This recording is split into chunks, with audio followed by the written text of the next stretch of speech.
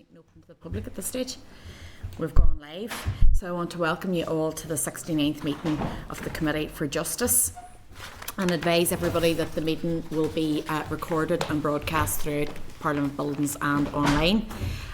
Everyone is welcome to use their mobile devices as long as they're in airplane mode and on silent.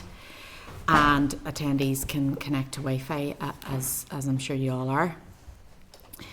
It's proposed that the oral evidence session with the Department of Justice Permanent Secretary on the proposed expansion of out-of-court disposals will be recorded by Hansard if everybody is in agreement. Yeah. And can I remind members that you are all obligated to declare any financial or other relevant interests that might be reasonably thought by others to influence your approach to any matter under consideration, and if any members have any interest to declare, they should do so now. Patsy? There's meeting coming up later on Firearms licensing fees, so there's sporting enthusiasm. Okay. All right, Accept your interest in that regard, and I know I'm a member of the APG and Access to Justice, and other members are members for that as well. Okay, so the first item on our agenda is apologies, and we have received an apology from the committee chair, Paul Frew, today, which is why I'm in this seat instead of him. Does anyone have any other apologies that they'd like to report at this stage? Okay, Morris isn't here yet, but perhaps he'll be late. And I know that Aoife Finnegan is joining us online, but she hasn't joined the meeting yet.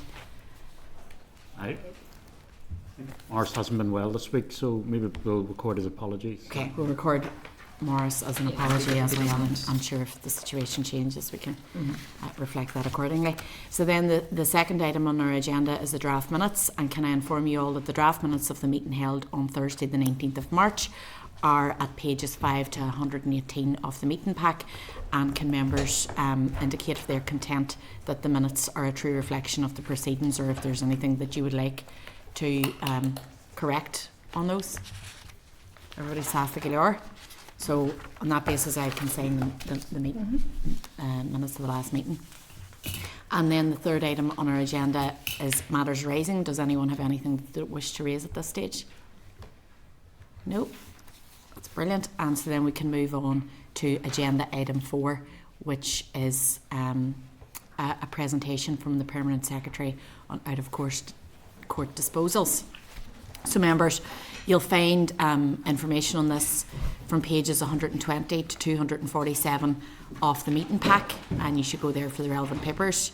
Today, the committee is receiving oral evidence on the Department of Justice's proposed expansion of out-of-court disposals, including penalty notices in the Justice Act of 2011. Can I remind you all that the committee received oral evidence on the outcome of the Department's public consultation and proposed next steps at the meeting on the 19th of February. At that meeting, officials agreed to provide the committee with further information on a number of matters, which is available at pages 121 to 130 of the meeting pack. In the response, the Department has requested the committee's position on the proposed expansion of out-of-court disposals, and the committee had agreed to hear from the Permanent Secretary to help inform its position. And we've now had Morris join the meeting so we can correct the record there. So can I advise you all that we've got Hugh Wittes, the Permanent Secretary for the Department of Justice, Lisa Rocks, the Assistant Secretary in the Justice Performance Team, Gary MacDonald, the PSNI Chief Superintendent, and Peter Looney, PPS Senior Assistant Director. So I want to welcome you all to the meeting today, and thanks for making the time to come and visit us again. And at this point I want to allow you to make any opening statements that you may have. Chair, really helpful. Thank you so much. And Chair and Committee, thank you for having us back. We wanted to come and talk again. I know you've had an evidence session on this already, but we just thought it might be helpful to come back one more time. And thank you so much for the opportunity in relation to that. Regarding the cross-justice agreed proposals on expanding the use of out-of-court disposals, and in particular perhaps penalty notices. Colleagues already have been introduced, so I won't do that, but could I begin by briefly outlining the general context? So the general context on our work on expanding the use of out-of-court disposals is really important because of the significant financial pressure the justice system has, and we think will continue to experience over the coming years. And it kind of indicates how important it is to do meaningful transformation in the way we process matters and the way we deal with cases in the system is the only way to continue to secure an effective and sustainable justice system. The Justice Minister and colleagues from the Finance Division have recently provided the Committee with details of the future proposed multi-year budgets in the draft proposed budget, which was consulted on. Our assessment, I don't want to bore the Committee on this again, but our assessment is that we face stabilisation pressures next year of 100 million, 140 million and 215 in the third million of the spending review period. I've rounded those slightly just for the Committee's benefit. And that's before the exceptional pressures, which I think the Committee are well aware of in relation to holiday pay, McLeod and legacy issues are taken into account. The Minister has described figures like that as catastrophic for the justice system. She herself has pointed out that in the third year, for example, a 215 million stabilisation pressure would be the entirety of the prison service, probation service, youth justice agency and forensic service combined. So that's the kind of scale that we're talking about in relation to the pressures on justice. We're working through that more generally, and we're very happy to come back and talk to the Committee about it in future once the budget is finally agreed by the Executive. Well, that's really just to indicate that the magnitude of the pressures facing us mean that transformation is critical, and additional funding for transformation is a key priority to ensure that the Department can continue to deliver all of its demand-led services in the most efficient way possible. So the Minister and the Department, and indeed me and colleagues as well, therefore very much welcomed the additional 235 million of money allocated to public sector transformation controlled by the board, chaired by the head of the service. The Committee will be aware that there have been two tranches of funding considered by the board, and the Department was successful in getting funding from bids put into the first tranche. And one of those has given us therefore an opportunity for additional investment in speeding up and transforming the criminal justice system. You'll be aware as well we were successful in terms of getting investments for technology around electronic monitoring. But these investments, which we think will help transform both the system and delivery, wouldn't have happened at the same pace had that funding not been available from the Executive. We have been reducing in order to live within the available budget for justice. That's despite there being increasingly complicated demands, complicated and complex demands indeed, across the justice system as a whole, and therefore there's limited space for much needed transformation, but we're committed to doing it wherever we can. The Speeding Up Justice programme in particular, we regard this as a flagship business transformation across the system as a whole. It is very much a whole system response, so it is not exclusively a DOJ programme. It is very much a whole system response to increasing demand in the system and a need to do things differently to get better outcomes for victims and for all those who engage with the system. The programme includes system improvements as well as working with justice partners to identify initiatives which can be taken forward to reduce avoidable delay. It's all about rebalancing resources to focus on the most serious offending. This does mean there will be difficult choices to be made. We can't continue to do everything in the trajectory of funding that we have been experiencing and might expect to experience over the next few years. So we're trying to take risk-based decisions on trying to slow down or stop some things that we're doing where there is low risk and focusing on areas of greater risk.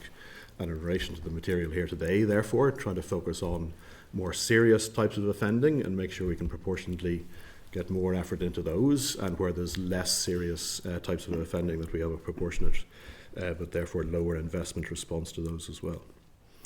Delay in the system is very significant, as you know, and we're working to update with that programme, with the SUJ programme and beyond. There is a risk that victim and witness attrition gets so high that justice can become ineffective. So if cases are delayed too long, if people drop out of it from the necessary pressure that delay brings, justice itself can become ineffective, and therefore this Speeding Up Justice isn't just a programme to make things slicker and more efficient. It's actually to make sure that we provide justice to people in society as well. And that helps us to provide justice as a deterrent, and it helps us to deliver the safer communities priority which the Executive has set for us all. So the Minister and the Criminal Justice Board, colleagues in line with the programme for government, have agreed out-of-court disposals as one of the key strands in the Speeding Up Justice programme and as a mechanism to help reduce demand for lower-level offending so as to allow greater focus on more serious offending. I can't stress enough that this is a shared criminal justice organisation objective, not just a Department of Justice one, and we have suitable governance in place to ensure that issues can be identified and addressed as need be. We have 5 interrelated projects in the programme, as you know. Out-of-court disposals is only one of them, and they're all interconnected with each other in terms of how we might deliver significant reform over the next few years. Achieving all of this does rely, however, on the successful implementation of the proposed expansion of penalty notices and prosecutorial fines. Without this change, we face reducing budgets and increasing demand with no mechanism at all to get some of that lower level demand out of the system. It's not taken out of the system altogether, it is dealt with. Their proposal is just that it's not dealt with by taking up additional time that's taken in order to get matters to the Magistrates' Court. So we very much look to the committee to help us shape this reform. Having put out the consultation and heard the response and indeed heard the views of the committee, we're very much acknowledging things like the wider concerns around assault occasioning actual bodily harm as one of the offences that we might add to the system. And on that basis, we're excluding those from the proposals. But the remaining proposals are still about building on existing police powers. It's not about doing something that hasn't been done before. They're absolutely not going soft on crime in any way. We think these are proportionate as a response to lower level offending based on decisions taken by experienced police officers in the field in a system which is dealing with increasing complexity of crime across the gamut of criminal activity altogether. Ultimately, these are proposals for which our courts are currently imposing relatively low-level fines. It is the same outcome, we think, but in a quicker and more efficient way that would reduce demand on frontline officers who would otherwise have to attend court and on prosecutors who would otherwise have to process these things as well, and indeed court time also. These proposals are absolutely not directed at more serious levels of offending. Those should, and I have no doubt will continue to be prosecuted in the magistrates and the Crown Court and attract much tougher sentences. I'm really grateful, therefore, for this extra time which the committee's agreed to give to us and discuss these issues further before the committee finally expresses its views, and we're happy to help in any way we can. Thank you very much for that brief summation and for coming in again today. And I think from my own personal perspective, what has been outlined looks sensible, and I think we need to be moving towards prioritising prevention of crime and supporting people and showing compassion and empathy to people rather than the I suppose procedures that we've seen in the past. I'm going to move to questions and open up to members. I have Doug first. Yeah, thank you, thank you, Chair, and Hugh, thank you. And I have to say, I think you've outlined that really well, and I think everybody's pretty much on your side in this one to speed up justice, and whatever we can do is an imaginative way to do that is right. And I look at some of the results from the some of the results that we have here, and that's why you've removed assault occasioning actual body harm, which has been taken out. But I have to be clear, we have concerns, my party have concerns in regards to the assault on police, and that's a concern for us, and it's a concern for us for a number of occasions. One is we don't want to minimise what people think about assault on police. We're concerned that police officers will feel that they may be forced to go down this route as opposed to going to further on that. But one of our biggest issues is we think it contradicts the sentencing bill, where the sentencing bill is saying that for attacks on public sector workers, we're looking at it to be an aggravated offence, and yet on this we're dropping it down again. So we feel there's a degree of contradiction there. So we do have an issue about assault on police, and I would say, if I can, Hugh, when I look at the results, assault on police is one of those ones where it didn't get close to 50% of organisations agreeing it. It was still down to 40%, and as much as 25% of organisations said no, it should not be included. But individually, we're right up to 80% that says no, it shouldn't be. So there's our concern, and the concern is not the overall scheme, but the assault on police element of it. Okay, really helpful, Mr. Beattie. I might ask Gary just to go into some detail on that and so on. I'd say a couple of things. So one is just to reassure the committee, although I know this has been said before, and just to reassure again, this is not something that just DOJ has come up with on its own. The whole programme has been signed off by the Criminal Justice Board. You'll know the composition of it. The different projects are led by different parts. All of the criminal justice organisations led by PSNI developed this particular proposal. So I will let Gary explain himself or from the position of the PSNI and so on, but broadly speaking, PSNI is content with the proposals. So issues such as officers may be feeling under pressure that they don't report it or whatever, we do not think will happen. I'm very happy to talk about that.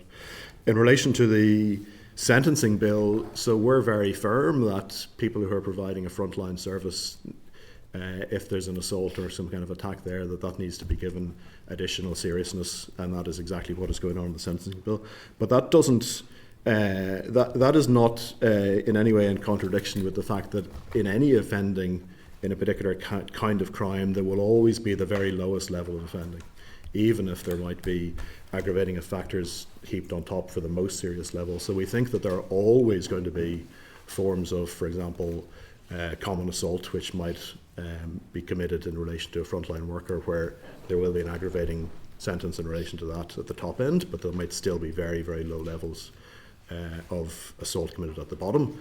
And we have the evidence to show, very happy to give it to the committee again or whatever, but that some of those offences do go to the magistrates' court.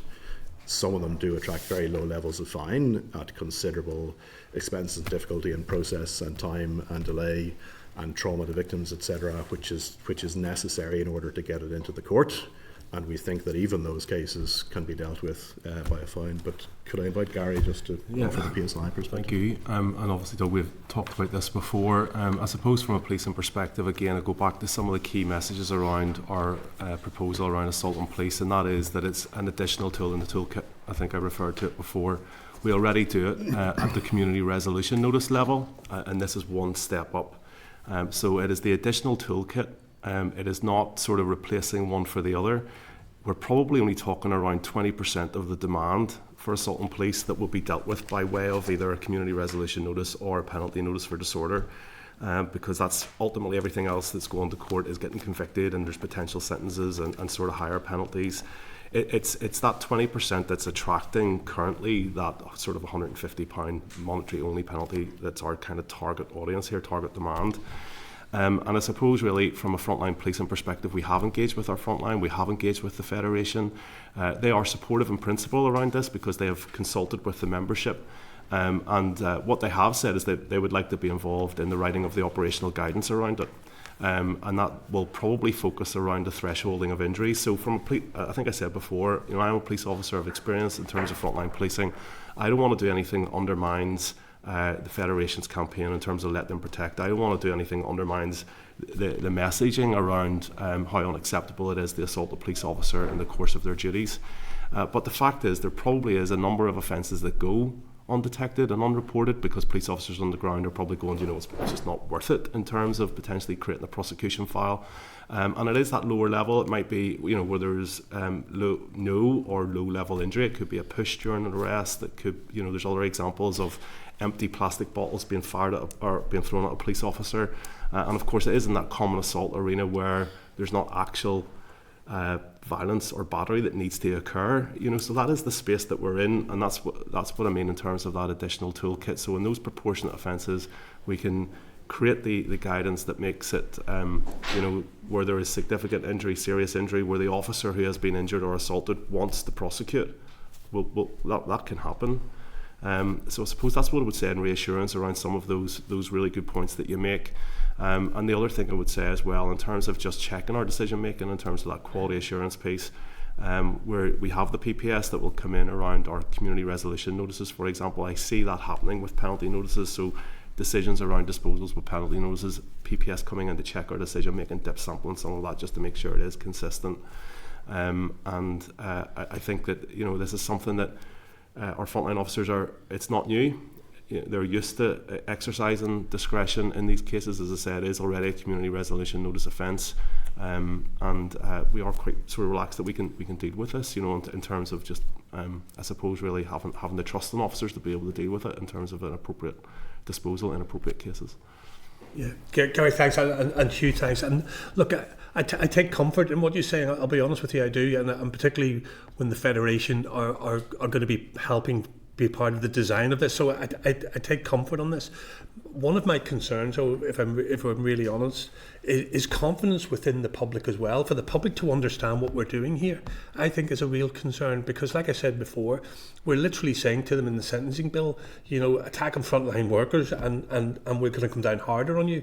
But then we have this which says actually we're not. We're going to give it, for their perception, we're going to give you a fine, and that creates a real issue of confidence.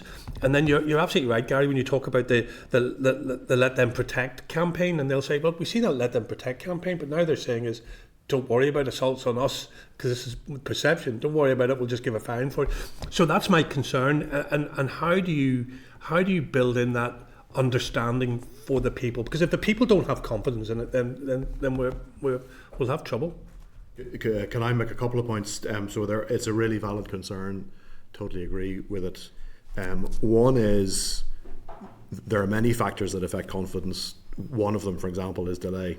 Oh yeah. So the whole programme, including this particular push to create some space in the magistrates' court, interlinked with all of the other things in the programme, is all about reducing delay. So delay is actually one of the major factors on confidence.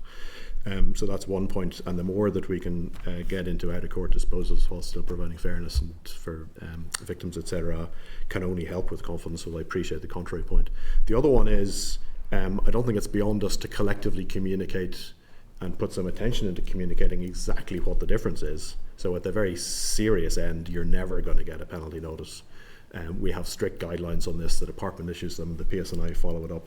You have a 9-point plan as to what to do in relation to assault on police, etc. So we can communicate very clearly at very, very low levels. We may be giving you a penalty notice for this. We collectively, forgive me, PSNI. But if it's anything worse than that, you are going to be hit. And indeed, once we get the new legislation through, you'll be hit even harder in order to provide deterrence in both levels. So I think there's that. Forgive me, I suppose the last point is we know that recidivism based on community resolutions and quick penalties can actually be very positive, and the effect on recidivism, repeat offending, can be very positive, and the rates of getting people not to do it again when it's very low level offending through a fine is actually much more effective, we think, than prosecuting them through the magistrates' court. From recollection, it's 16% or something by comparison with 40%. Can I ask a very, very brief question then? Because we've talked a lot about saving the court's time, but I also know what we're like for copper fastening things that we do. Will it save the police time?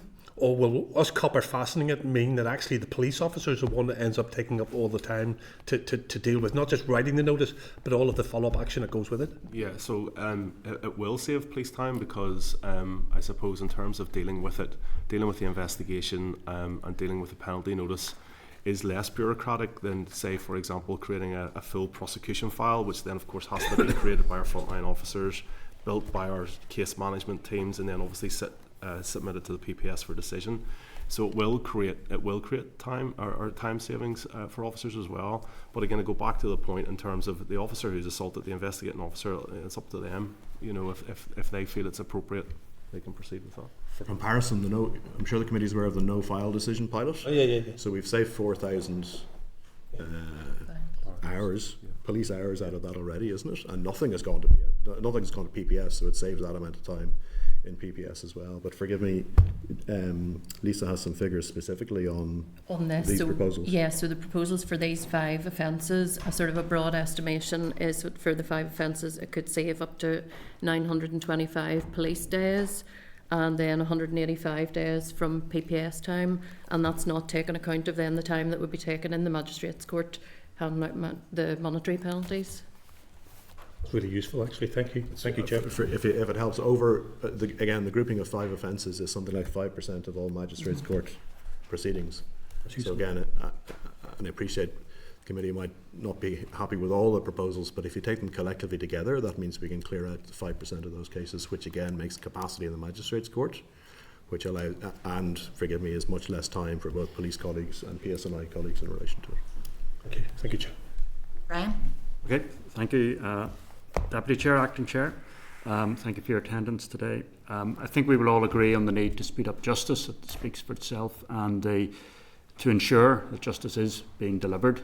As we've said previously, we need to get the right balance between the punishment of offenders, deterrence of other offence, the protection of the public, and the rehabilitation of offenders and the public messaging.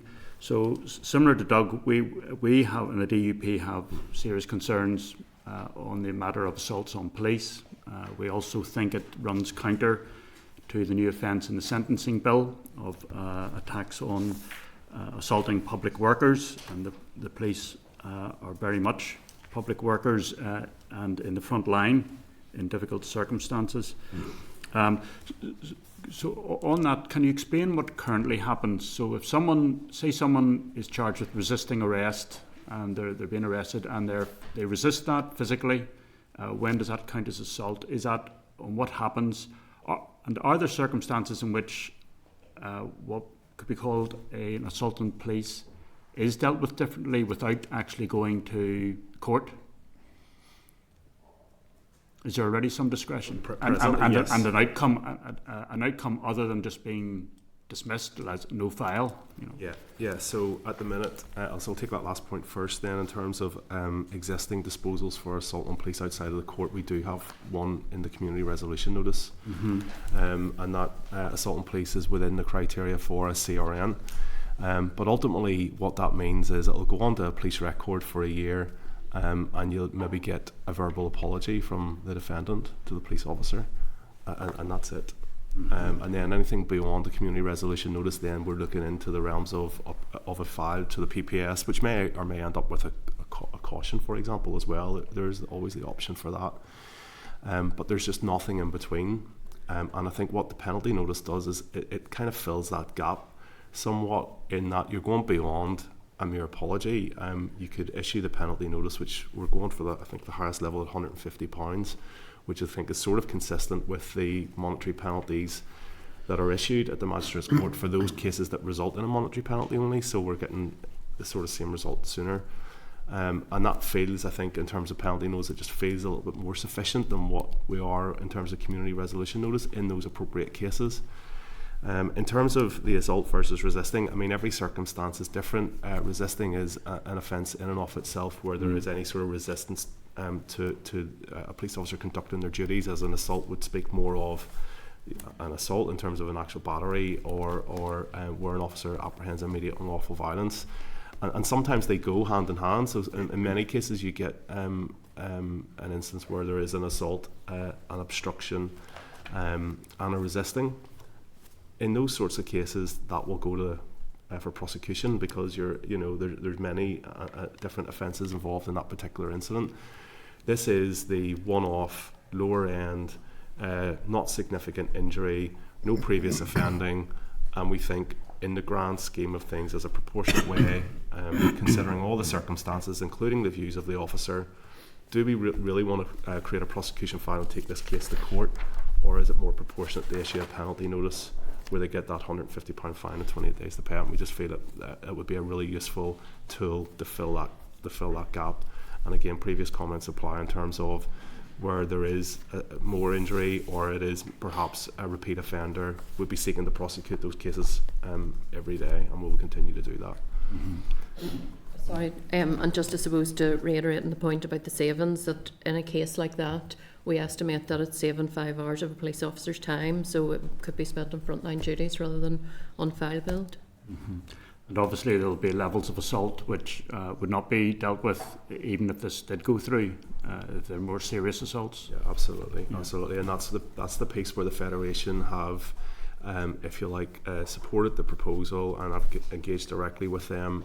They have carried out a degree of consultation with their membership, and they have requested that they be involved actively in the writing of the guidance, which I'm more than content with and more than happy with, that we do that with them. And then we can pitch, the level of injury, for example. We can write in specific guidance around where, and we can include a community resolution notice and a penalty notice when it would be appropriate, when it wouldn't be, and we're more than happy to do that with them. Okay. Just in terms of the different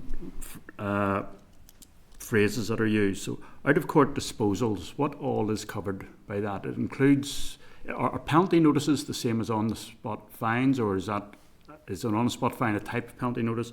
And obviously community resolution notices, it's just what is meant by the different terms? Yeah, no problem. So there's a range of out of court disposals. I suppose at the very lowest level is an officer's discretion, where an officer would perhaps provide some advice and guidance on detection of an offence, and then it slowly goes up the scale. So a community resolution notice then would be the next level up, and that would be again for an agreed subset of offences. For example, where there's damage caused, maybe in a neighbour dispute or something, there could be an agreement to put the damage right, pay some compensation, and then that's the matter resolved. We also have fixed penalty notices, I'm sure you're aware of, in terms of road traffic offences. And then we'd have other out-of-court disposals that would be agreed with the prosecution service. So there could be an adult caution or an informed warning that is issued. And I think it's important also to say that this is at the conclusion of a full police investigation. So this doesn't sort of compromise the investigation. It doesn't compromise anything that we're doing in terms of pursuing lines of inquiry. This is at the end of a full and robust investigation, considering all the facts that are relevant to the case. Then we make a decision or a recommendation to the PPS.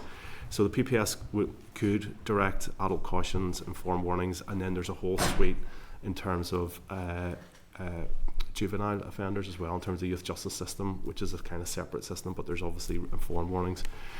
There's other initiatives that we're pursuing as well in terms of restorative justice as well in this space, and again that will be in conjunction with the PPS, so where it's appropriate that there's a restorative justice disposal in certain crime types, we're looking at that as well. So as I said, it's one of a suite of initiatives and tools in the toolbox that will just essentially empower officers to kind of look at the circumstances of each case and make an appropriate decision. Yeah. And specifically when people sometimes talk about on the spot fine, that's a penalty notice, but but obviously a penalty notice doesn't have to be on the spot. It can be at a later stage. Yeah, that's right. So it could be for if somebody is taken into custody, for example. It could be the disposal the following day when they've sobered up. And it's not on the spot in terms of you pay on the spot. It's it's essentially like a fixed penalty ticket. You'll get a ticket if you like, and then you'll have a period of time to pay the fine. And as long as you pay that, then that's the matter concluded. If you don't, then it'll go to courts for. Just to help with that, so specifically if it's an assault on a police officer, it'll be some other police officer doing the investigation and treating that police officer as a victim. That's right. And listening to what the victim police officer says and so on. So, which is quite right, just in terms of dividing up responsibility and not allowing the actual victim to take part and so on. But that necessarily means speaking to the offender or the alleged offender, speaking to other witnesses who might have been there, doing other investigations, and speaking to the victimised officer to see what he or she thinks of it and so on. And only then would it result in possible out-of-court disposal, or otherwise on to prosecution service and to court. So the assaulted officer themselves is not having to make that decision? No. Well, not on their own. Very much the decision making They're the victim. would be another officer. So it's part of the 9-point plan. We have said that an assaulted officer shouldn't be investigating their own case. So it will be a separate investigating officer, and that officer will be treated as a victim, and that's where we will take the view of the officer as the victim in terms of what their view is in terms of disposal, and the investigating officer will then obviously progress that. One other question, Chair. Just in terms of, do out-of-court disposals count then as a criminal record or not? Or when are they spent, and how are they different to court outcomes? So the community resolution notice, fixed penalty tickets, and the penalty notices are not criminal records, but they do stay on police records, so they don't go on a criminal record. The adult caution, I think, does. I think it does. The adult caution, and I believe the informed warning does, as the sort of higher end of out-of-court disposals. Okay, so it's not uniform. So the more serious ones do count as a criminal record. Yeah. Okay, thank you. Thanks, Brian. Ciara, all right. I've only one question. Obviously, Sinn Féin would support the out-of-court disposals, and I think you have presented the evidence. It's clearly showing how it will save time. It's clearly showing it's just giving you an additional tool, but there's still a full investigation, and it's just expanding that suite of tools. So I absolutely get it in relation to speeding up justice. I would be concerned, obviously, the transformation money, there's £20.5 million. This is central to that, to achieve what you want to achieve. So if this wasn't to go ahead, what would happen to the money that's secured through the transformation fund? I'll ask Lisa to come in as SRO for a second, but in principle, if we do, well, it's been given to us to spend on particular things. Yeah. So we bid in saying we will transform criminal justice in the following way. We were funded not actually for the SUJ programme as a whole, but for early engagement and out-of-court disposals. Yeah. So we can't even shift it without going back to the board or whatever. We can't even shift it to whatever digital. They won't allow that. So, and we have to show the return on investment that we're getting and how we are spending it to plan, and satisfy the board, therefore, that we are getting the kind of outcomes that we said we would get.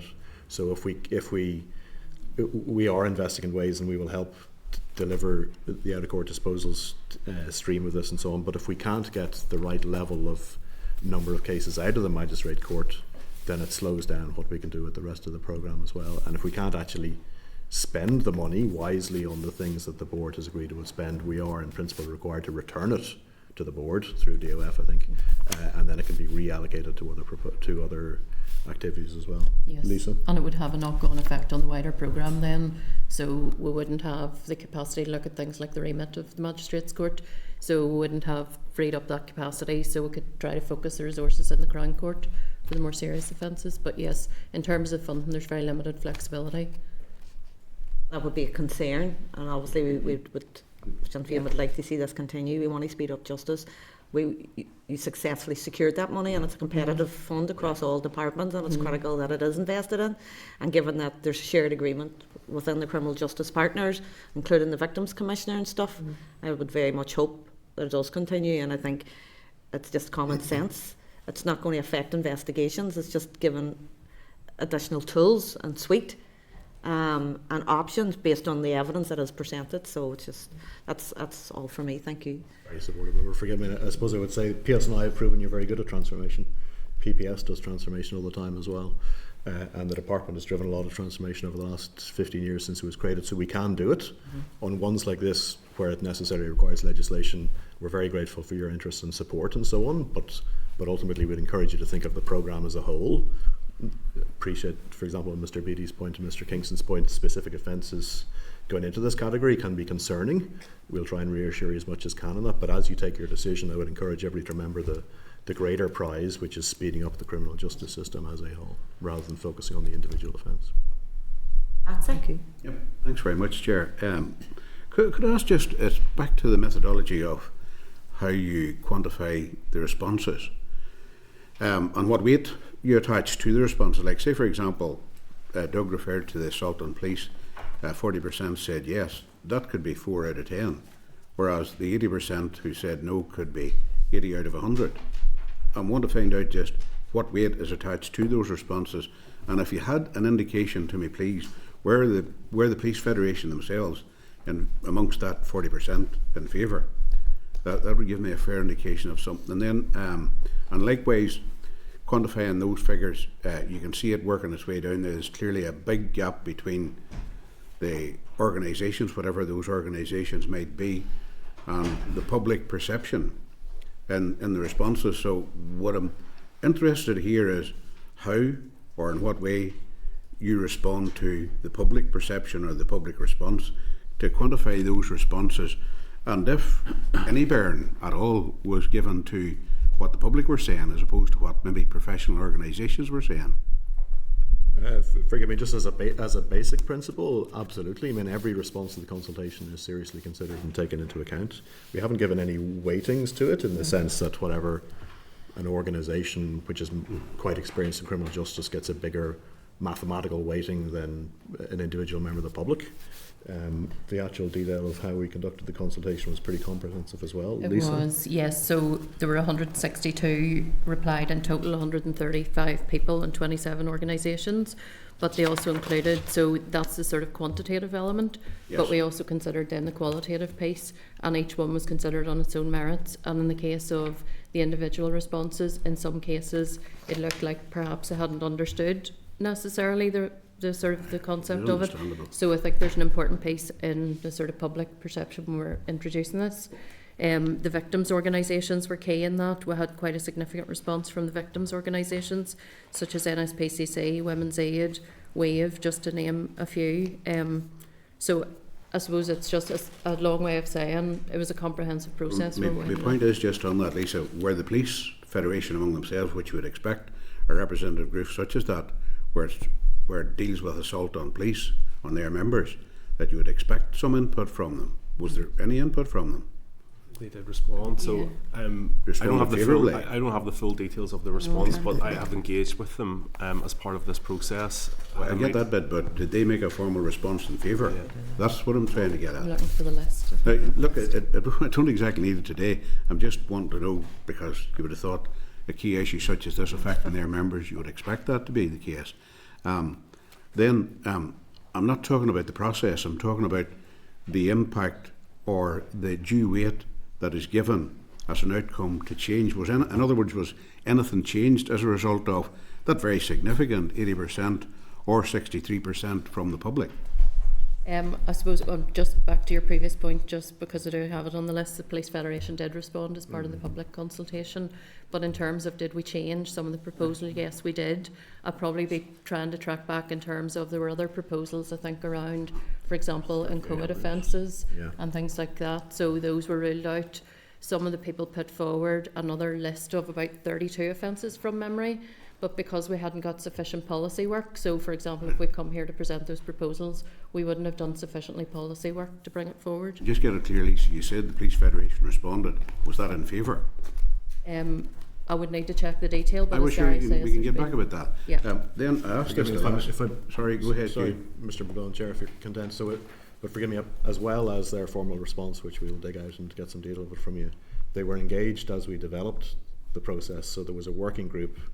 Yes. Way before it ever got to actually even drafting the consultation, whenever it went through a set of analysis and proposals and thinking and research. And Gary, I don't know if you want to comment, the Federation were involved. Yeah, so at that I mean, I stage as just well. have it that, just as I referred to that specific engagement with the Federation, I had a meeting with them and Correspondence, which I just received back last week. And the sense is that they are in principle supportive of this and they want to work with us around the guidance, which I welcome to do. Yeah, yes, they are, but subject to being part of the operational guidance, and I'm keen to allow that to happen. You can get back to me on that. Now, just one other thing. I think I raised this the last day, Chair, with your forbearance. We were touching on it there. These penalty notices in regard to having a criminal record. You mentioned no, that wouldn't be the case, but I did raise it the last day. For example, disclosure for someone that's applying for an ESTA or a visa. Does it have an impact on that? I think we came back in writing on that one. Just Right, I maybe missed that. Okay. So that was asked last time, I believe, and we responded in did writing. it, but I must have missed the response. I think we've given you the information that we have about how long it would sit on the system, etc. All right, But okay. the problem is that different nations will ask for different things, so there's no kind of easy single answer. All I want to know In whether terms they of ask whether for you it can or get a not, visa but to- that's up to the applicant, I suppose, Yeah. to disclose it or not. And if they didn't disclose it, then it could become an issue. I think you'll find that information in the pack, page 126, the clerk has All right, advised. sorry. Right, okay. Well, sure, others can maybe come in if there's any other questions on that. I can have wee Duke. I missed that. All right, right, thank you. Happy enough? Yep. Morris? Thank you very much, Deputy Chair. Thanks very much for your presentation. Oh, yes. I think the UUP, the DUP are not happy about the assaults on police and frontline workers, but maybe we can work through that. You've got two fixed penalty notices, £120 and £150 across a wide range of offences. Can you explain how such a compressed monetary structure can credibly reflect the difference to harm and culpability of any offence? And who makes the decision on the fine? Is it the officer on the beat who has been now tasked with the responsibility, rather vaguely I would say, and the onus on him to decide what tariff he or she may wish to apply? A couple of points then I might hand over to Lisa, but so the particular amounts, whether 120 or 150, will be attributed to particular offences. So if the offence for which you're getting the notice is, for example, common assault from recollection, that's 150. So there's no discretion as to the amount for the officer. But in any case, as just discussed, it's not really done on the spot. It's done after full investigation. So there will be a period of reflection, presumably, in making sure that the form of the offence is made out to the satisfaction of the PSNI. In terms of how we landed on those figures, it's very much by looking at the kind of amounts that the Magistrates' Court are currently giving in cases of that type. So you'll have seen for 120 and 150, but there's a kind of a median figure of around £200, for example, for some of these offences, which is a very common penalty in the Magistrates' Court. So it's designed in order to match that as well. Lisa, anything further? I think there's also a limit on the amount that we can impose in the Justice Act 2011, which says that we can't apply anything which is more than a quarter of what you would get when you get through to full conviction. So again, that's probably a reflection on once you would get above that point, you would be into more serious disposals than penalty notices. We have escalated, just to clarify that point and make that point further, in terms of 2023 and 2024, the median fine received at the Magistrates Court for a common assault was £200, and we've set that at £150. Likewise for an assault on police. And then as you go down in terms of possession of Class C, for example, the median monetary penalty received at a Magistrates Court was £150, and we've set that at £120. So you can see just how we've kind of scaled it up around that. It's quite consistent. Forgive me, Mr. Bradley, so we've gone for 2, so we're trying to make this simple for colleagues to work in practice. There's no point in us having a range of 20 different amounts that can be handed out, or even a kind of a discretion within a range of whatever, 120 to 150. Barely has an impact on people, I would think, in terms of deterrence or whatever, but if it's nice and clear for the officers to implement, then that seems to us to have advantages, and I hope yes, I agree. Just one question with your indulgence. People who have a low income base who get in trouble and receive some of these fines may not have the capacity or the finance to pay them once they've been implemented.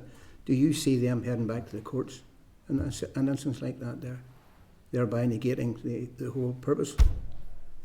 Well, I was going to say, in the current climate, what happens then if the person is unable to afford it is it would go into fine default, so then there's a risk it would go back to court. But one of the things we're working on in the programme is about flexible repayment and being able to pay that over time, because there's no point in putting this in and then actually having the same people come back through a different door to the court. That'll keep them out of court and save money again. Okay. But, forgive me, that listen, I'm would be the broadly same supportive, to be honest. It's just the assaults on police and blue line and nurses and so on forth. Yeah.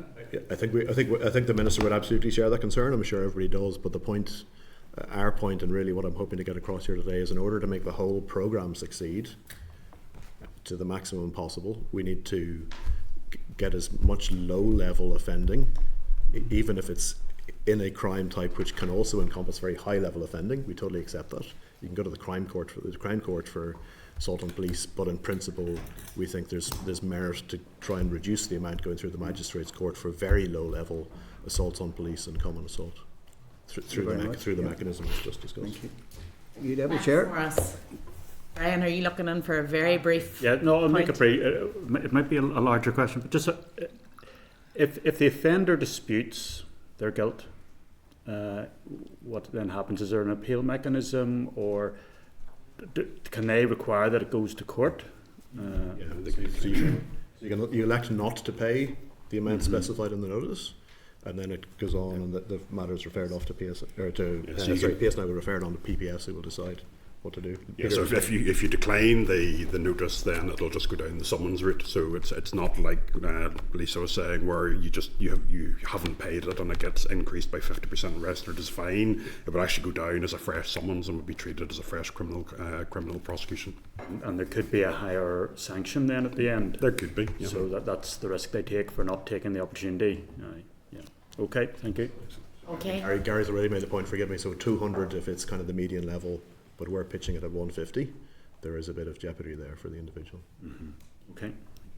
Brilliant. I think that's everybody, and I want to thank you again for coming in and for your patience and answering questions, and make your way to the exit now. Thank you so much. Committee, thank you so much. If we can help further, let us know.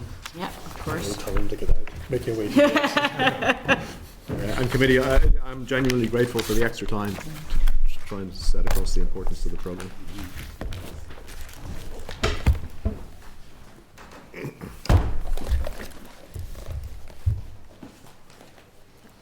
Thanks. Okay, members, so we now have to agree the proposals as a committee. So can I get members' views on whether you're all content with the following proposals in respect of the expansion of out-of-court disposals? So the first one is giving powers to the PSNI to issue penalty notices for 5 new offences, namely common assault, assault on police, possession of Class A controlled drugs, possession of Class B controlled drugs, and possession of Class C controlled drugs. Can I take views, Brian? As already stated, we do not consent regarding assault on police, but we do accept the other ones. Okay, so Clerk, I'll have to take advice on where that leaves us. What does that mean? Chair, I think if the committee has agreed on the other 4, I think is probably a universal. Just on that, Chair, it may well be useful if they send us the response from the Police Federation about that one. They did agree to do that. That might shed some light as to where the police themselves are coming from on it. Well, the PSNI just gave us an update. No, and he said that he was and it was engaged. shared. No, but they sit on the shared board as well, that they're a partner with PPS, etc., on this whole speeding up justice. So they're one of the key partners in the original speeding up justice plan. Well, the police are, but I'm talking about the Police Federation, they represent the body. Or the Federation itself. Aye. They said Or that the Federation doesn't. They said, aye, Right. to see where they're coming from, you see, Ciara. Aye, so you want to get their response from the Just survey? to make sure that their union, if you like, is in favour of it. That's all. That might help clarify it for everyone. I suppose there are a couple of options. It's to just postpone a decision entirely until that information is available, or the committee can decide on the other parts today and to come back on the assaults on police officers once that other information is available. It's entirely up to the committee if it wants to wait until that information is available before reaching a final position. So do you want to agree the rest, and we will follow up with the department for the response from the Police Federation, and following that then we can hopefully agree that one as well? Sure, I would be content with that if that's where you want to go on. I would like to know, like Patsy, what the Federation is saying. I mean, there was a degree of comfort in what they said here when questioned, without a shadow of a doubt, but I'd just like to finish it off. So I'd be happy to go the way you're suggesting. Okay, is that all right, Clerk? That's Procedurally, fine. we can do that. Okay, Kathy. Aye. Agree the 4 and... On behalf of the committee, we will advise the department that with that part, with the exception of assault on police, which will reserve your position on at the moment until that other information is available, but there are the other parts as well. Yeah, so then in terms of increasing the penalty notice amounts for existing offences across 2 tiers, £120 and £150, and then that the department will bring forward primary legislation in the next mandate to strengthen prosecutorial fine legislation by increasing the maximum fine amount that a prosecutor can issue and enabling the PPS to issue penalty notices in combination with a prosecutorial fine for low-level motoring offence. So is everybody content with that? Okay. So then, on behalf of the committee, we will advise that, as I say, aside from that one element, which you reserve your position on at the moment, until that other information is available, you're content with everything else. Regular? Okay.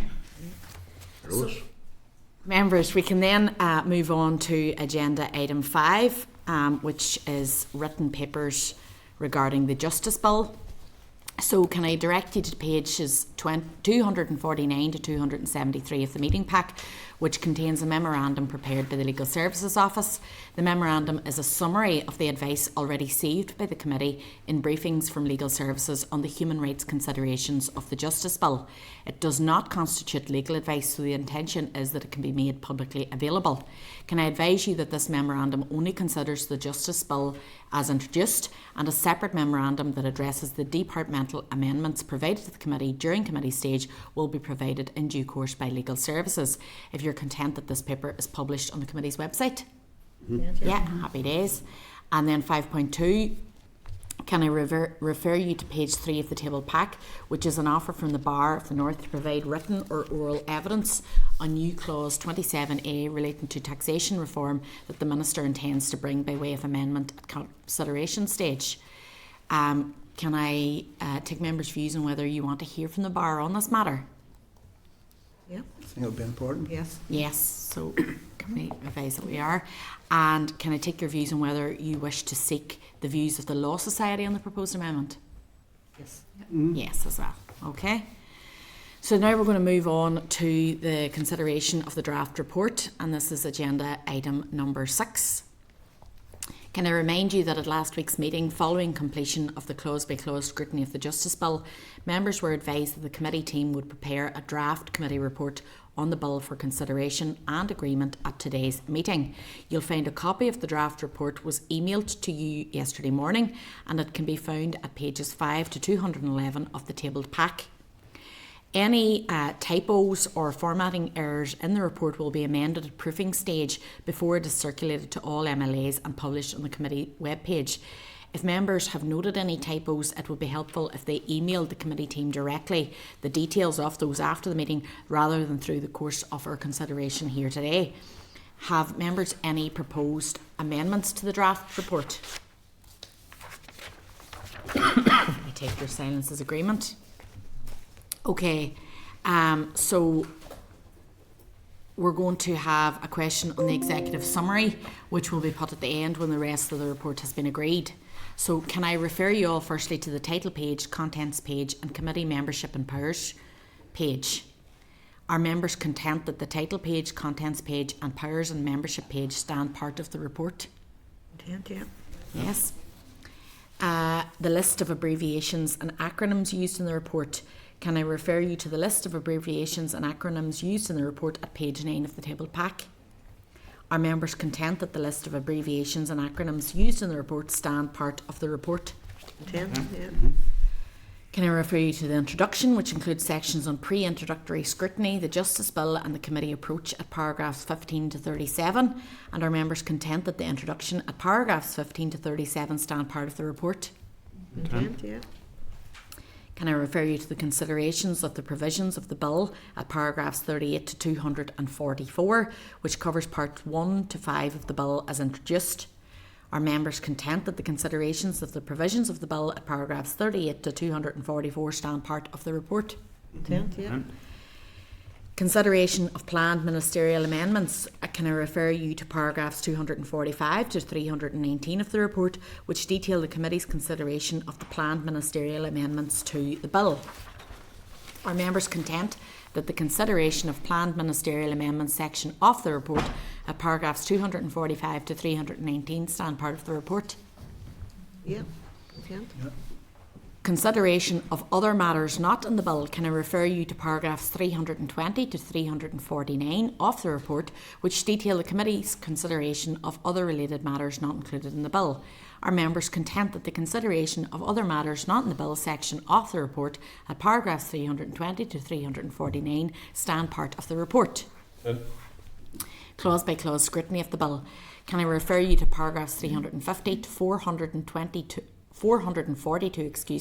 of the report, which detail the committee's clause-by-clause scrutiny of the bill? Are members content that the clause-by-clause scrutiny of the bill section of the report at paragraphs 350 to 442 stand part of the report? Yeah. And then I want to refer you to the executive summary of the report at paragraphs 1 to 14. Are members content that the executive summary of the report at paragraphs 1 to 14 stand part of the report? Links to appendices. Refer members to the appendices section of the report at pages 191 to 210 of the table pack. And can I inform you that the documents to be included in the appendices have been listed in the draft report for members' information. The papers will not be listed in that way, but will appear under links to appendices in the published version of the report. They're really killing me with appendices here. Are members content that the links to appendices section stand part of the report? Content. Can I seek your agreement for the minutes of today's meeting to be added to Appendix 1 when agreed? Content. Content. Can I seek your agreement for the report to be published on the committee's webpage and issued to all MLAs? Content. Can I seek your agreement to circulate a link to the report to the individuals and organisations who provided evidence to the committee on the bill? Content. And can I thank the committee team, the bill clerk, Hansard, Assembly Legal Services, the Examiner of Statutory Rules, the Communications Office and all the other Assembly staff who assisted the committee during its scrutiny of the bill. I'm sure you'll all join me in that. Then can we move to agenda item number 7, please, which is the Criminal Justice Sentencing, etc. Bill Call for Evidence Proposals. And I want to refer you to pages 272 to 322 of the meeting pack for the relevant papers here. Can I remind you that the second stage of the Criminal Justice Sentencing Bill was completed on the 16th of March, and it has now been referred to the committee to conduct its scrutiny of the bill at committee stage. Can I inform you that today the committee has agreed to agree a number of steps that will be key to preparing the committee to conduct scrutiny of the bill effectively by enabling the call for evidence to be issued. It is proposed that the timetable and potential extension to the committee stage will be considered by members following the Easter recess. Can I advise you that proposals for the committee's call for evidence on the bill are outlined in the clerk's memo, which begins at page 276 of the meeting pack, and it is recommended that the call for evidence is issued week commencing 30th of March, which is next week. Calls for evidence on previous justice bills have typically ran for 4 to 6 weeks, and so if the committee agrees to issue its call for evidence early next week, it is recommended that it closes on the 8th of May 2026, which will provide just over 6 weeks for submissions to be made, factoring in Easter recess period as well. Can I seek members' agreement for the committee to issue its call for evidence on the sentencing bill week commencing 30th of March and close on 8th of May 2026? Agreed? Yeah. Can I inform you it's good practice when seeking written evidence on a bill for a committee to issue a media signposting notice inviting organisations and individuals with an interest in the bill to submit evidence. A draft media signposting notice to be placed in the 3 main newspapers and on the Assembly website is attached at page 280 of the meeting pack, which is item 7.2. Can I seek your agreement to this? Written evidence on the committee stage of a bill is invited via a questionnaire on citizen space. A draft of the proposed citizen space questionnaire is provided at pages 281 to 299 of the meeting pack, which is item 7.3, and will be subject to proofing and refinement prior to publication. Can I ask you if you're content with the draft citizen space questionnaire, or if there are any additional questions members would like to introduce? Everybody's content. I want to seek your agreement to agree that the questionnaire be published in Citizen Space. The committee will also wish to write directly to key stakeholders to invite them to submit written evidence via Citizen Space. A draft letter to that effect has been prepared by the committee team and is available for members to consider at page 300 of the meeting pack. Written submissions can also be made directly to the committee's public email.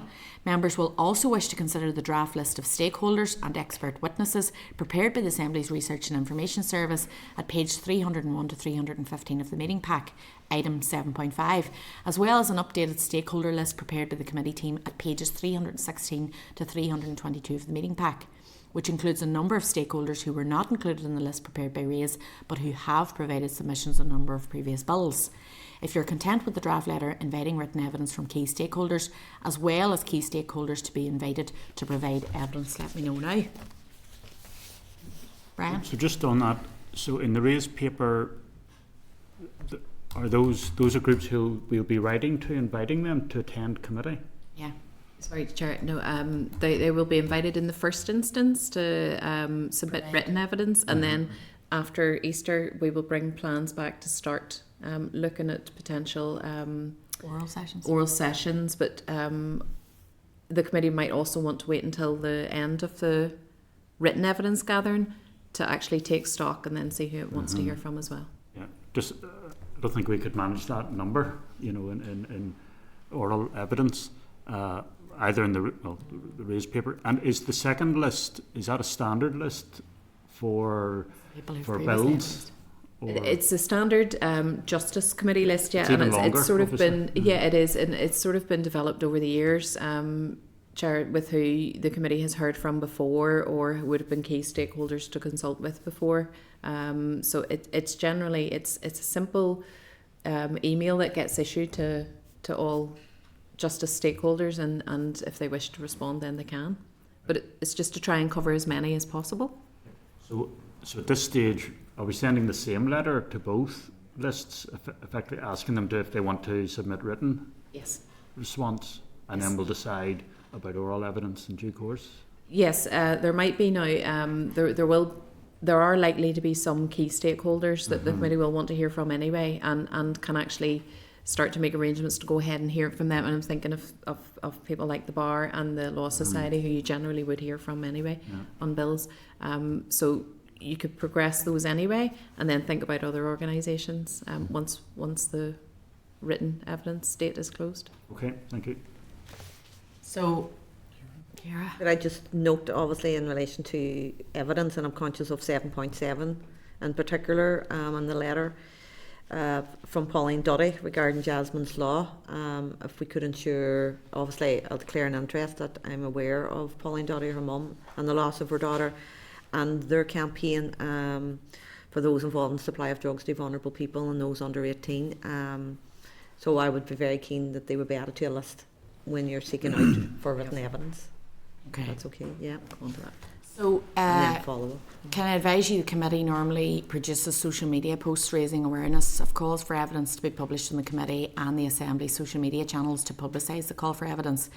These will be produced in conjunction with the communications team and will normally include graphics, videos or other messaging.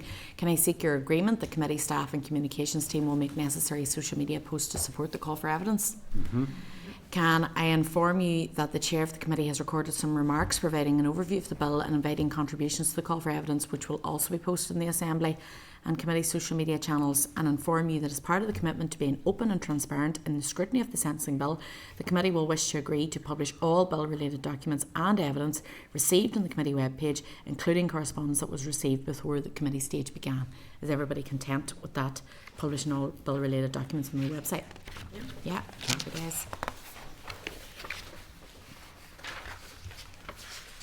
Now, then we move to item 7.7, which relates to the point that Ciara just made. So, can I refer members to pages 323 to 324 of the meeting pack? We have received correspondence forwarded from Mark Durkin, MLA, on behalf of a constituent, Mrs Duddy, seeking support for the campaign for Jasmine's Law as part of the ongoing work around the sentencing bill. Can I seek your agreement to respond to Mark Durkin and Mrs Duddy in inviting a formal submission to the call for evidence on the sentencing bill to include further information on the case for Jasmine's Law as part of the response? Yep. Everybody happy? And then we have something similar at 7.8. We've received correspondence from a campaigner for Harper's Law requesting that they be included in the call for evidence on the sentencing bill. So can I seek your agreement to respond to the individual advising of the launch of the committee's call for evidence on the sentencing bill and inviting them to submit a response via Citizen Space? Happy enough? Okay, and then we're going to move to item number 8, pages 328 to 421 of the meeting pack. The committee has received a written paper from the Department of Justice advising that it has prepared a consultation to seek views on proposals to amend Schedule 1A relevant firearms for Article 11.4c, commonly referred to as the banded system, and Schedule 6 fees of the Firearms Order 2004. This is in relation to increasing the fees for firearms licensing in order to move towards full cost recovery and ensure that the PSNI's Firearms and Explosives branch is appropriately funded to carry out the necessary services. In 2025, the shortfall between the FEB's running costs and the income from firearms licensing was estimated to be almost 2 million. The department advises that the shortfall is subsidised from mainstream PSNI funding, and this is unsustainable. The department now wishes to run a consultation via Citizen Space, which will seek views to inform the final fee proposals. It is proposed that the consultation launches as soon as possible following committee consideration today and will close on the 29th of May 2026. Can I advise you that a copy of the consultation is provided at pages 332 to 421 of the meeting pack? Can I ask members if they are content to note the paper and to consider further when the outcome of the consultation is available, or if any further information or clarification is required at this time? Patsy, go ahead. Thanks very much, Chair, for this. I've looked at this, and I'm obviously someone that does engage in country sports, and this is a ridiculous hike from £98 to £250 for any working person to have to pay that. This is both an initial application or a re-grant, and there's a number of other fees that have gone up there as well that are going to place really some country sports beyond the reach of your average working person. So we've gone through this before, but first of all, if I could propose, please, that the officials join us to explain this and to allow us to question them about this hike. And secondly, if I could also propose, there's also, from speaking for some registered firearms dealers, there's a thing called the Ministerial Directive, which quantifies how many shotguns, how many rifles, how many those that sell them pistols they can hold at any one time. But at the moment, many of those dealers are holding so many, they can't sell anymore. They're holding them because the block is at FEB, Firearms and Explosive Branch, and renewing or re-granting or granting variations back out to the person that has applied for them. And this in itself is creating a big block and a business problem for those registered firearms dealers as well. So if it is possible, if we could have the officials come in to explain this and be subject to whatever questions we might have, please, but also if they could bring before us some details, because this was in the ether too, that they were going to change or were set to change the ministerial directive to allow a bit more flexibility for dealers. If they could come prepared to answer questions and that as well, please, Chair. Okay, so I'll bring Morris in. Yeah, I would be supportive of what Patsy's saying there. I have one person who's waiting over a year for his firearms certificate to be renewed, and one since November still hasn't been renewed. I support what Patsy's saying there. Yeah. Okay, so if the committee are agreed, then we can invite the department to come and have a conversation about that. Okay, we can, clerk, you can. Okay, so agenda item 9. Can I refer you to pages 423 to 427 for the relevant papers? The committee has received a written paper from the department which provides a further update on the continued development of its collective strategic approach to tackling serious and organised crime, as well as outlining a number of proposed next steps. This paper highlights some of the findings and proposed responses to a recent review of the Organised Crime Task Force strategy group and subgroup members that focused on governance arrangements, organisational alignment, the future operating model, data and metrics and analytical support. The paper also advises of the department's intention to publish a high-level strategic approach to organised crime that will include a further one-year action plan that will prioritise the several key work streams over the incoming year. Can I ask you if you're content to note the paper or any further actions required at this time? Chair, can I just raise one, and it's a question to go back to them, and I declare an interest if I can. I'm part of the working group on the executive programme on paramilitarism and organised crime, and they're working up a programme for post March 2027, and I don't get the sense the two have linked together on this. Reading this one to what the EPOC are doing, they seem to be contradicting each other a bit. Is there any way we can write to Department of Justice and just ask them if they've linked into the EPOC programme to make sure that we're coherent? Okay, we can do that, clerk. Okay, so then if members are happy, we're going to take agenda item 15 in the table pack next, which can be found at 225 to 230 of the table pack. And this is correspondence from the department with regard to legislative consent armed forces bill. The department had written to advise of the minister's intention to lay a memorandum in the assembly giving notice of the need for a legislative consent motion in respect of measures in the armed forces bill. The memorandum was subsequently laid on the 25th of March. The measure that require consent are clauses 6 and schedule 3 regarding the protection from domestic abuse and stalking, and clause 7 relating to service restraining orders. The department's paper provides some brief information on both measures. Can I advise you that the clerk is liaising with the department to arrange for an oral briefing on the proposed LCM at the earliest opportunity, and if members are content to note the correspondence and await that oral briefing, or if you require further information or clarification at this time. Is everyone content with that? Yeah. So then we'll go back to the main pack and agenda item number 10, which is correspondence. There's a correspondence memo and 12 items of correspondence between 429 and 494 of the meeting pack, and 2 items at pages 212 and 224 in the table pack. Can I advise you that I'm going to draw your attention to 7 of the items of correspondence, and members will then have an opportunity to comment on any other items of correspondence in which they have a particular interest. So 10.2. At the meeting on the 26th of February, the committee had considered a Department of Justice response to information that members had sought in response to correspondence forwarded from Peter Martin MLA on assistance for litigants in person, as well as correspondence from another individual. The committee considered the department's response unsatisfactory and agreed to ask the department to provide a more comprehensive response. Can I inform you the department has provided a further response at pages 432 to 434 of the meeting pack? Can I seek your agreement to forward the department's response to Peter Martin, as well as the individual who had originally raised the matter with the committee? Content. 10.5. At the meeting on the 29th of January, the committee considered correspondence from an individual regarding the Audit Office report on injury on duty towards published awards published on the 10th of March 2020 and subsequent evidence provided to the committee by officials from the Department of Justice. The correspondence requested a response from the committee to a series of questions. However, the majority were not for the committee to answer and were therefore forwarded to the department for response. Can I inform you a response from the department has been received and is available beginning at 443 of the meeting pack? Can I advise you that the questions in the original correspondence at pages 452 in the meeting pack that were not for the department to answer were questions 2, 3, 8, 12 and 19. Can I ask you if you have any comments to make in response to those questions? No. And can I seek your agreement to forward the department's response to the individual who raised the questions with the committee? Agreed. Agreed. 10.6. At the meeting of the 5th of March 2026, the committee considered the Police Ombudsman's recent report on the abuse of position for sexual purposes by PSNI officers.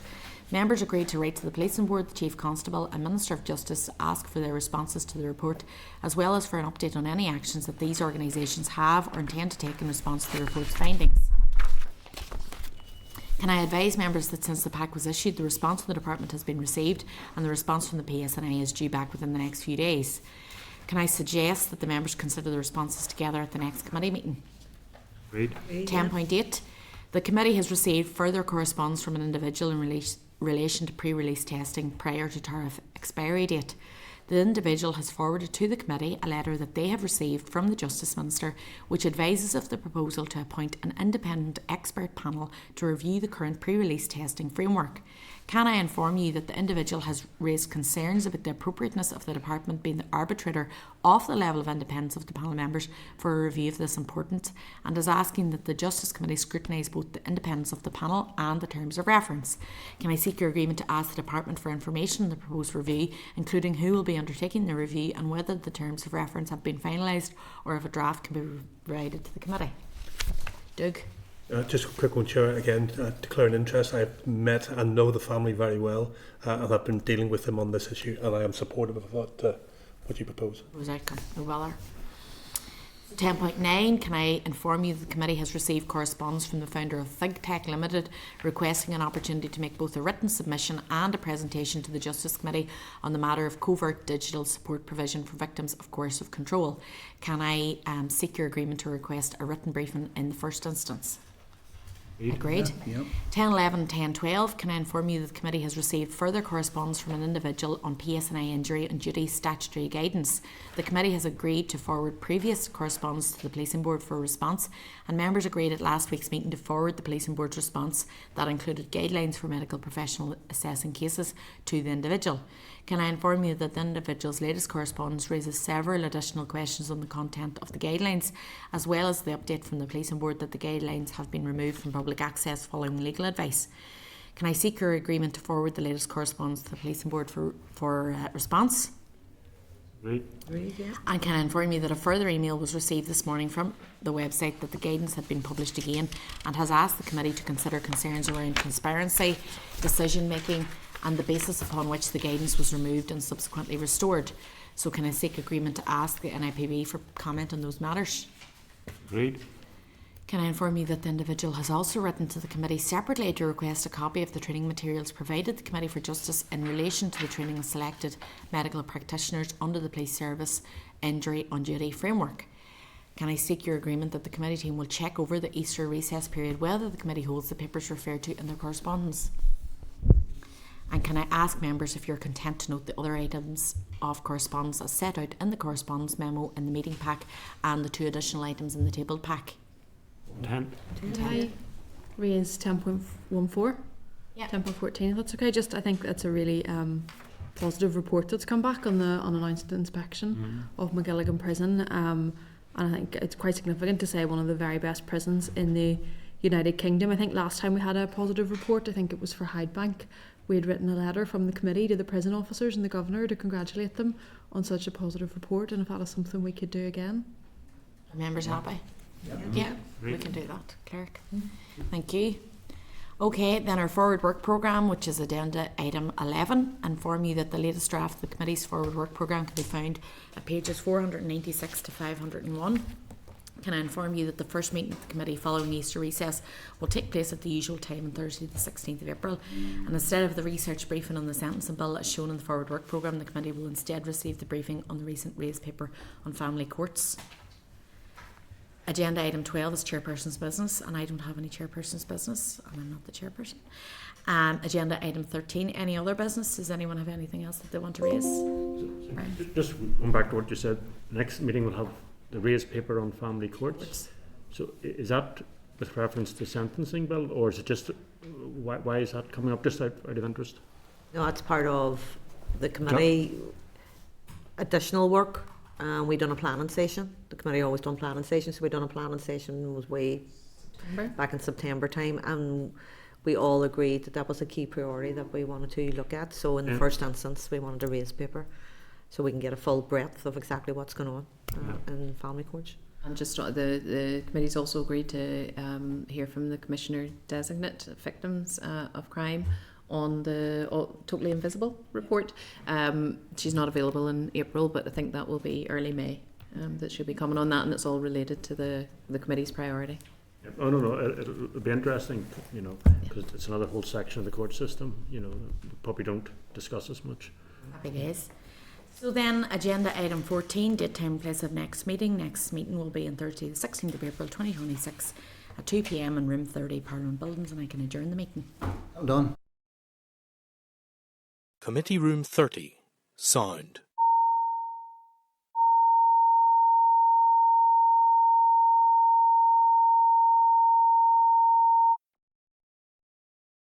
Committee Room 30, sound.